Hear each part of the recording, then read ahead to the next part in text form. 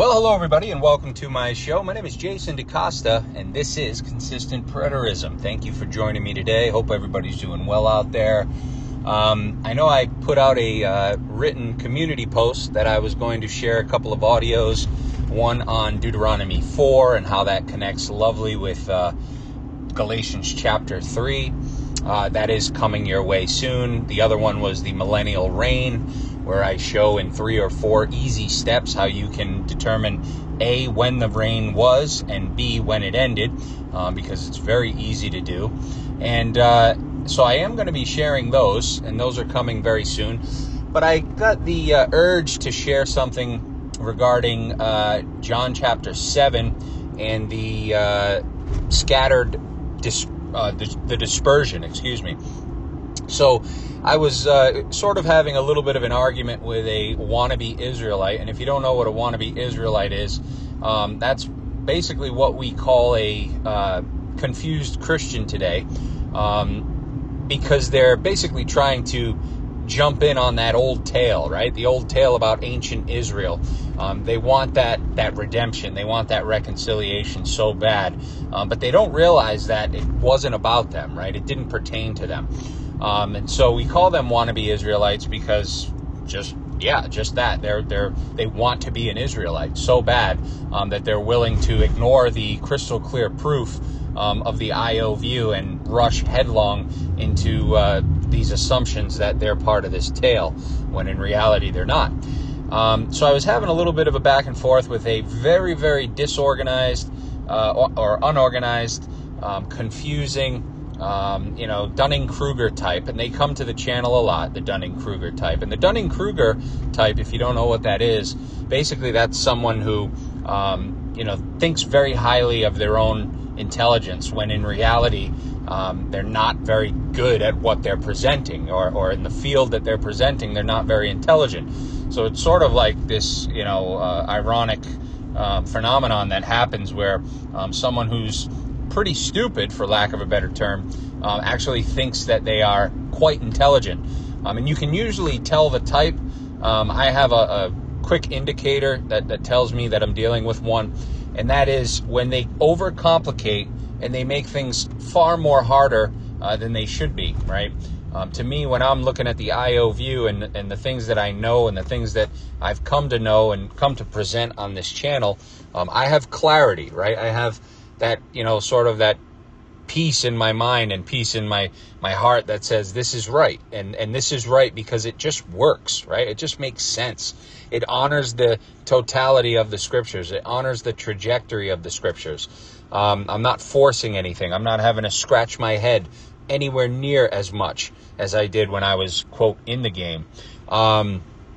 And I'm not claiming that IO has it all figured out. I've never claimed that, right? It's a work in progress.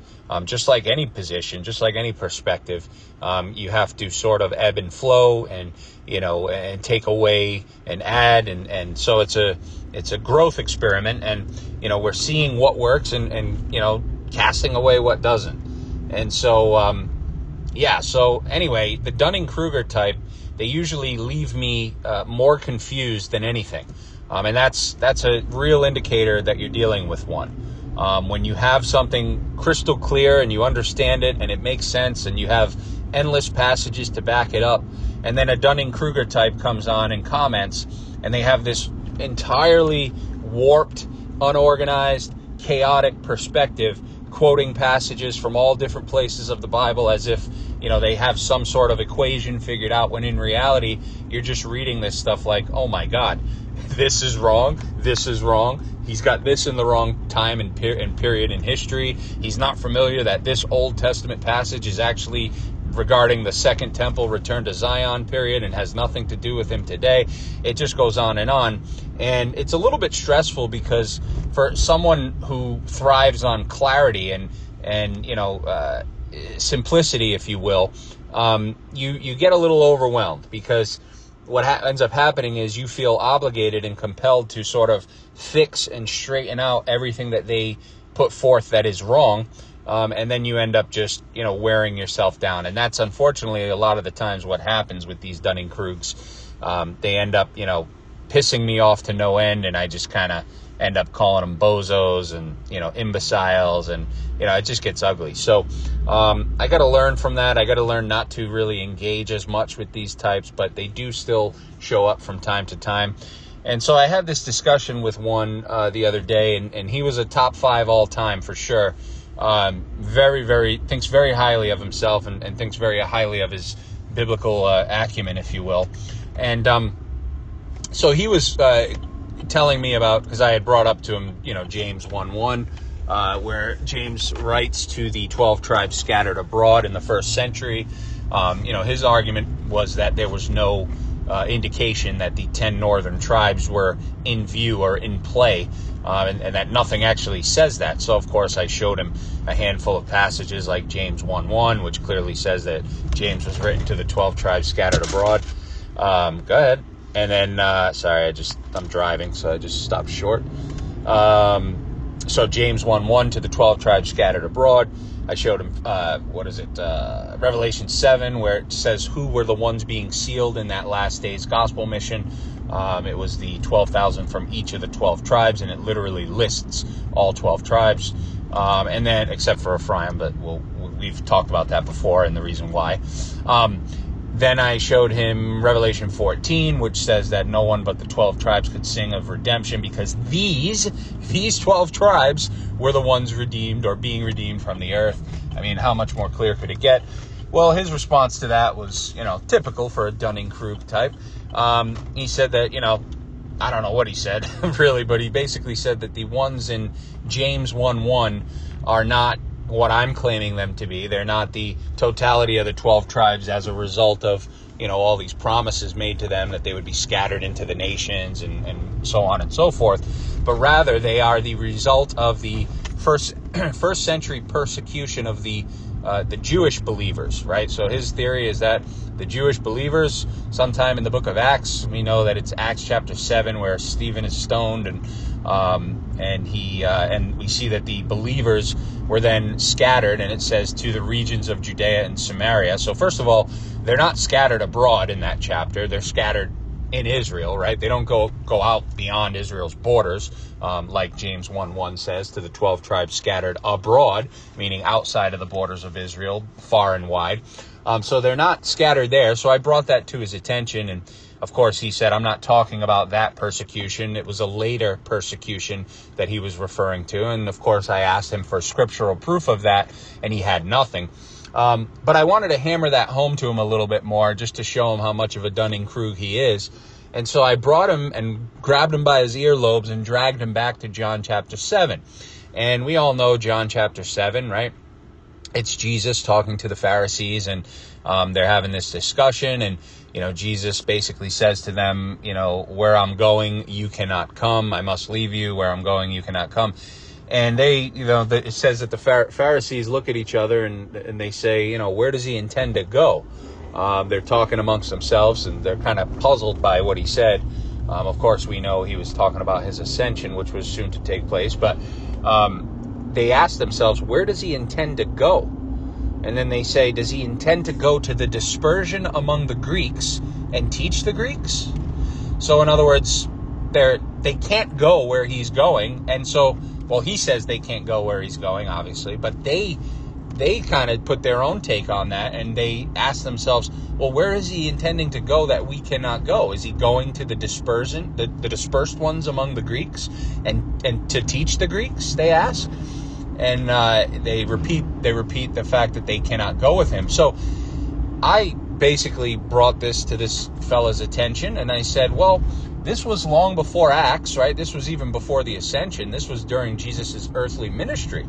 And here we have the reference made by the Jews, right? By the Jews, that there was a dispersion among the Greeks. Now, of course, we know that the empire, if you will, the surrounding nations were all very much Hellenized at this point, meaning there were many different nationalities of people that considered themselves to be Greek, right? Greek does not necessarily mean that they were from Greece, right? In this day and age, Greek meant that they were Hellenized, right? So an Italian could be a Greek, Israelite could be a Greek. Anybody could be a Greek in that sense. Just like anybody could be a Jew in that sense, right? A Jew was not a race thing. A Jew was more of a covenant association, if you will, or they were part of that system. So Jew and Greek does not have anything to do with race and ethnicity. It has more to do with a cultural association, right? And that's huge to understand. Not many people understand that, and that's why we have a lot of confusion in today's day and age. So anyway, here are the Jews, right? And they're saying, where does he intend to go? Does he intend to go to the dispersed ones among the Greeks? Well, of course, we have to ask ourselves a question. If this guy's theory is correct, that the ones that James is writing to in James 1:1, that being to the 12 tribes scattered abroad, that they were the ones persecuted in Acts that came later. Well, who are these dispersed ones in John 7, long before that persecution in Acts? They're already out, well established among the Greeks, and the Jews know of them. And even more, add to that, the Jews understand that they cannot go to them, right? They cannot associate with them. Now, if you know anything about the two houses of Israel and the enmity there, you know that was largely in play throughout all their history, throughout all their generations. There was enmity between the two houses. They had two different temples. They had their own views on things, right? And so you had this enmity between the two, and the house of Judah and the house of Israel.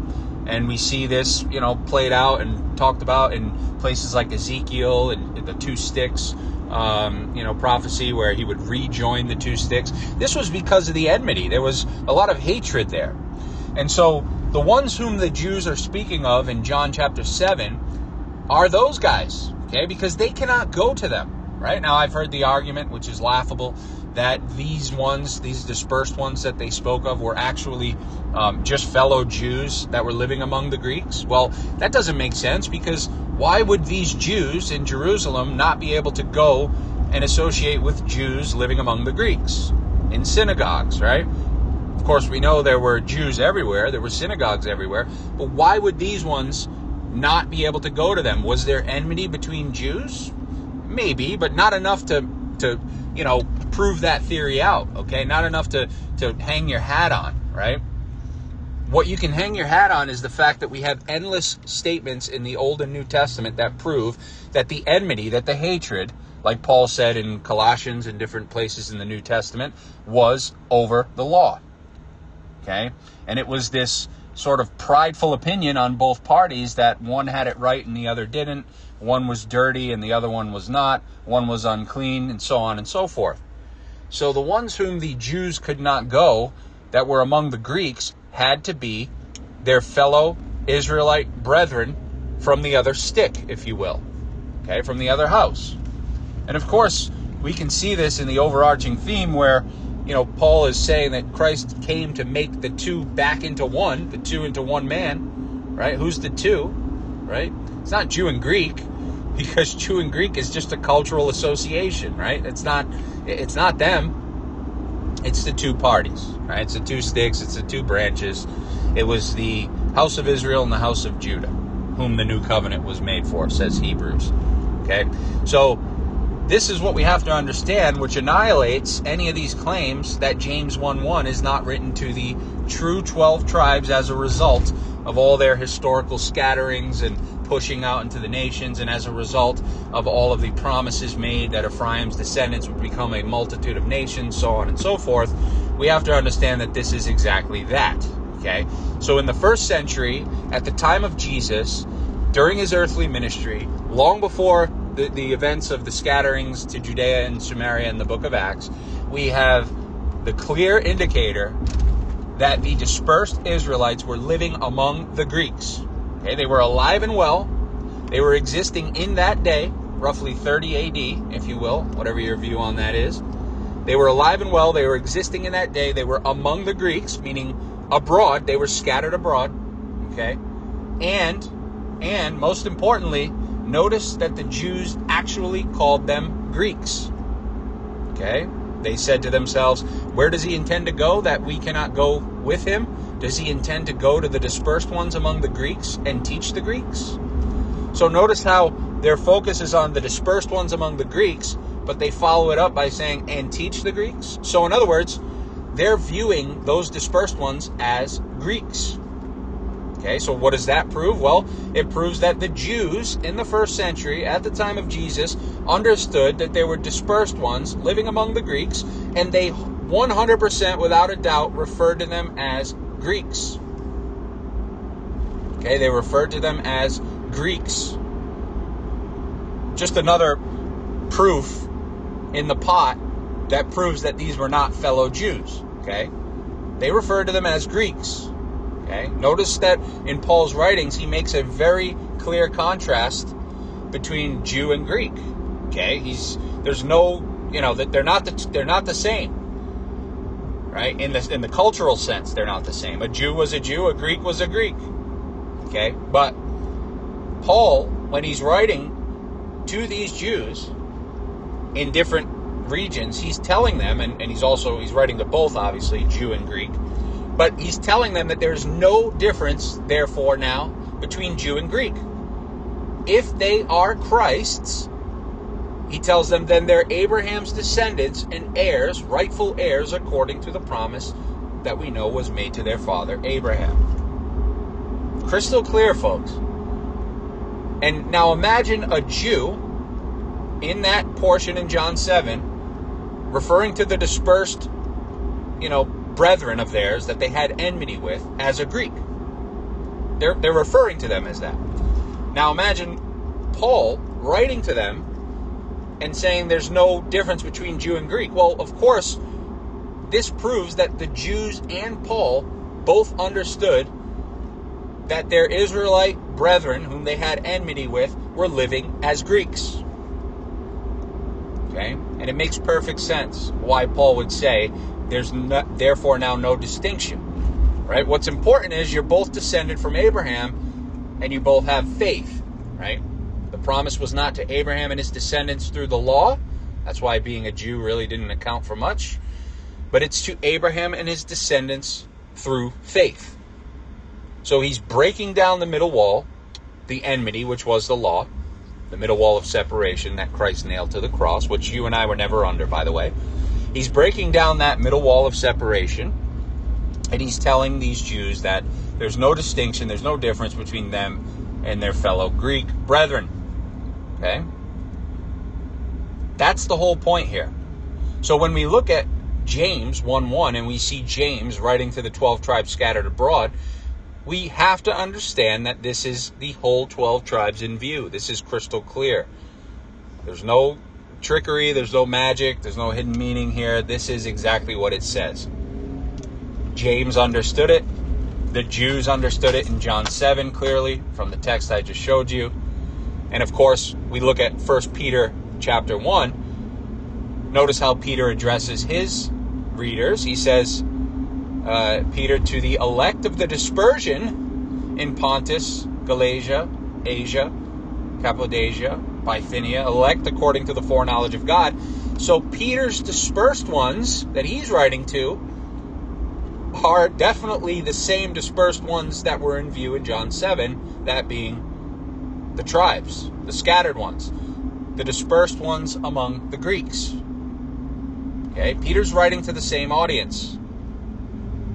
Isn't it wonderful how nicely this all ties in together? And guess what? 2 Peter, the letter to the epistle of 2 Peter, actually refers to Paul's epistles. So Peter's writing to the same group again, the elect of the dispersion in Asia, Cappadocia, Galatia, Bithynia. Right? He's writing to them again a second time. It says, I write to you a second time. And he tells them very clearly, he says, Paul, our brother Paul, also wrote to you in all of his epistles, speaking to you of these things. Holy cow, do you realize what that means, folks? That means that every single one of Paul's epistles was written to the elect of the dispersion in Galatia, Asia Minor. We know Ephesus was in Asia. Every one of Paul's epistles was written to the same elect of the dispersion that Peter wrote to, the same elect of the dispersion that the Jews knew they couldn't go up to, that were among the Greeks from John 7. the consistency and the unity here is astounding.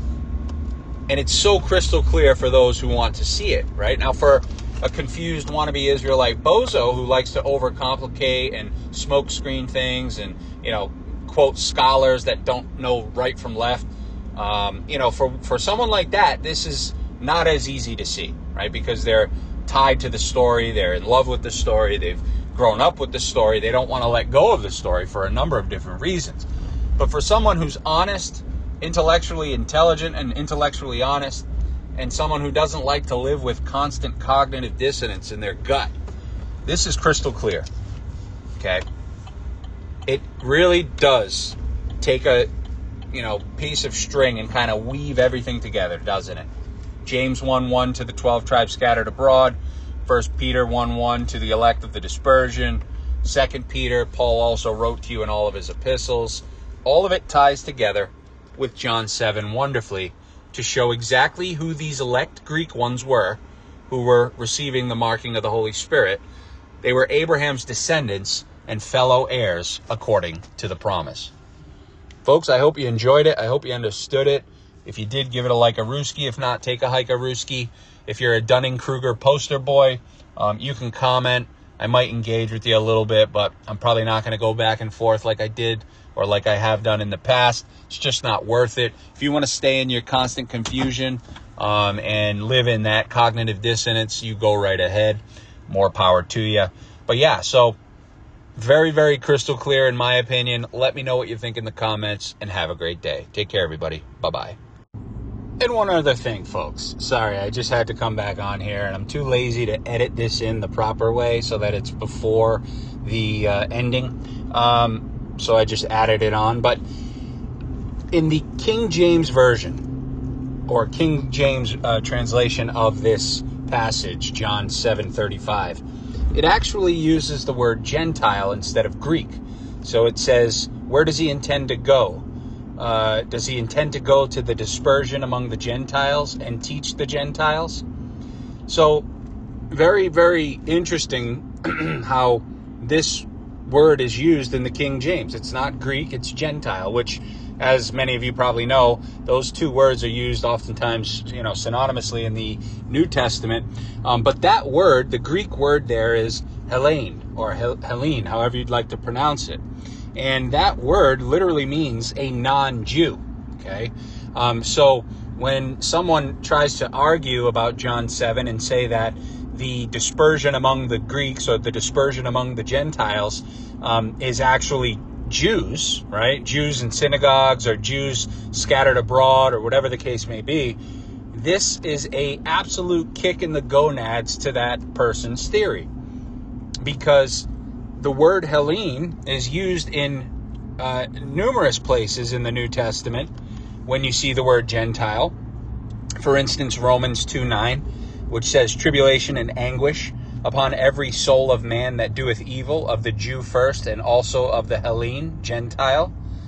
Romans 2:10, but honor, glory, and peace to every man that worketh good, to the Jew first, and also to the Gentile, Hellene. Romans 3:9, what then, are we better than they? No, in no wise, for we have before proved both Jews and Gentiles, Hellene, that they are all under sin. 1 Corinthians 10:32, give no offense neither to the Jews nor to the Hellenes, Gentiles, nor to the church of God. 1 Corinthians 12:13, for by one Spirit we are all baptized into one body, whether we be Jews or Gentiles, Hellene. Okay, so what's the point here? Well, the point is clearly that Paul is making the distinction between Jew and Hellene, okay? And that really proves the point that the ones in John chapter 7, verse 5, absolutely 100%, no ifs, ands, big old booties about it, cannot be fellow Jews. They cannot be Jews because Paul's using the same word in numerous portions of his epistles to differentiate from the Jews, right? They're two different parties. Jew and Hellene, two different parties. Okay, so what's the point? Well, it's really an ironclad case closed argument that the ones in John 7, the dispersion among the Hellene, the dispersion among the Greeks, were definitely not Jews. Therefore, they had to be their brethren. Okay, they had to be the ones that the Jews had enmity with. Okay, because obviously they're not just normal Joe Blow pagans. You know, we're not talking about a dispersion of Joe Blow pagans that are among the Greeks. That would be silly. So the only other people that it could possibly be are these lost sheep of the tribes of Israel, who had the enmity over the law with the Jews, right? Which you cannot deny that. It's all over the New Testament. It's certainly all over the Old Testament in Israel's history. That's the whole dividing of the two kingdoms. So it has to be fellow Israelites who were living as paganized Greeks, right? And we know that the gospel message that Peter speaks of in Acts 2 was going to go to you, Israel, your children, Israel, and to all of you who are afar off, as many as our Lord will call.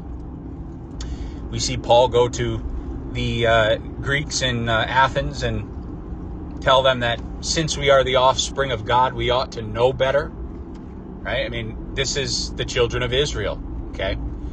So, again, just an absolute kick in the gonads for anyone who would dare try to say that the ones dispersed in John 7 among the Greeks, among the Gentiles, as King James put it, were also fellow Jews. Cannot be, won't work, no chance in hell.